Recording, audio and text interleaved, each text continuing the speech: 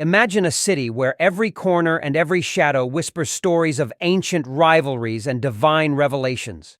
Now picture this city, Mecca, on the cusp of a monumental change. A lone man's message begins to shake the foundations of its social order, and in response, the mightiest tribe in the land unites against him.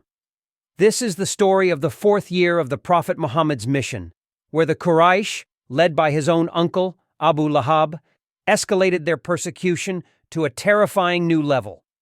What happens when the most powerful men in Mecca turn their collective fury against a single man and his followers? Let's delve into this gripping chapter of history.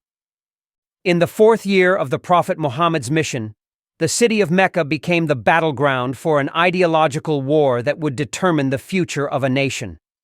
The Quraysh, the powerful tribe that ruled Mecca, realized that their previous strategies of mockery, social isolation, and subtle harassment were failing to stop the spread of Islam. The Prophet's message was gaining ground, and the Quraysh could no longer sit idly by.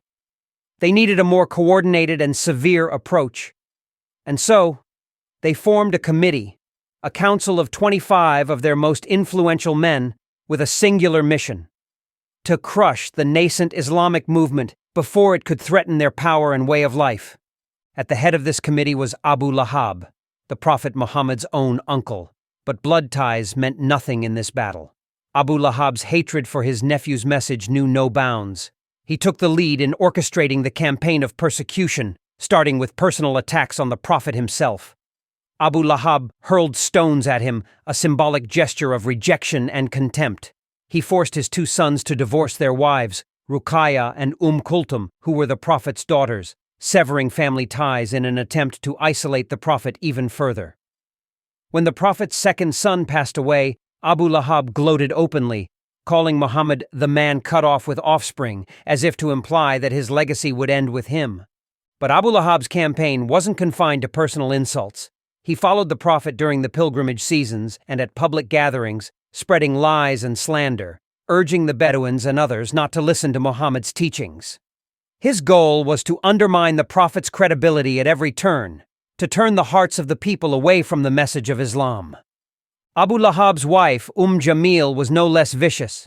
She joined her husband in his efforts, devising her own cruel methods to harm the Prophet. She would tie bundles of thorns with ropes made from palm leaves and scatter them along the paths the Prophet was known to walk, hoping to cause him physical pain. Her enmity was so intense that she even attempted to attack the Prophet with stones in the sacred precincts of the Kaaba.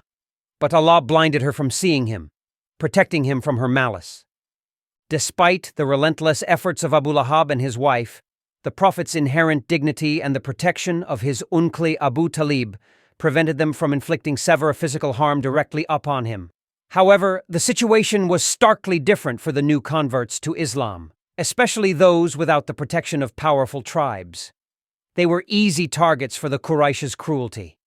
Take Uthman bin Affan, for example. His own uncle, furious at his conversion, wrapped Uthman in a mat of palm leaves and set it on fire, trying to force him to renounce his new faith. Then there was Bilal, a slave owned by the ruthless Umayyah bin Khalaf.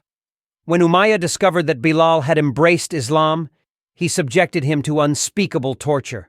Bilal was dragged through the streets of Mecca with a rope tied around his neck and made to lie on the burning sands with heavy stones placed on his chest. Yet, through it all, Bilal remained steadfast, refusing to recant his belief in the oneness of Allah. His resilience was so remarkable that Abu Bakr, one of the Prophet's closest companions and a man of considerable wealth, purchased Bilal's freedom, rescuing him from the clutches of his cruel master.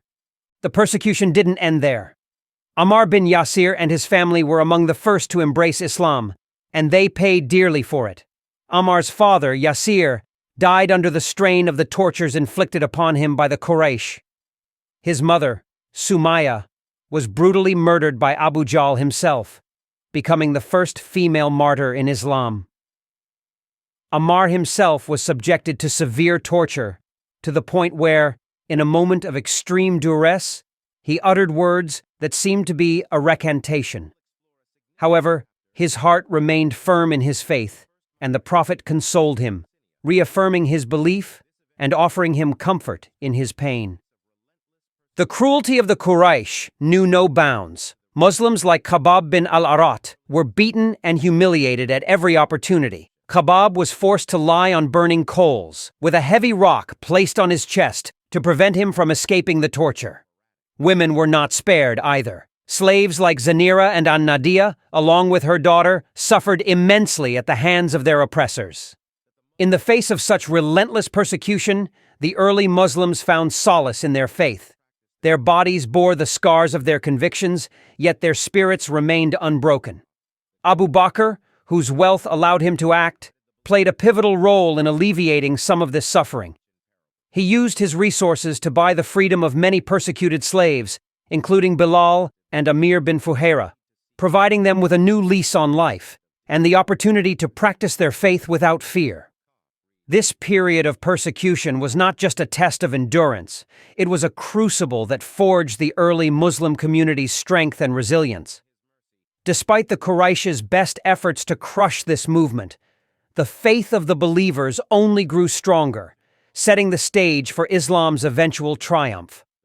The story of this persecution is a testament to the power of belief, the endurance of the human spirit, and the lengths to which people will go to defend their convictions. It's a story that continues to inspire, reminding us that even in the darkest of times, faith and perseverance can light the way to a brighter future.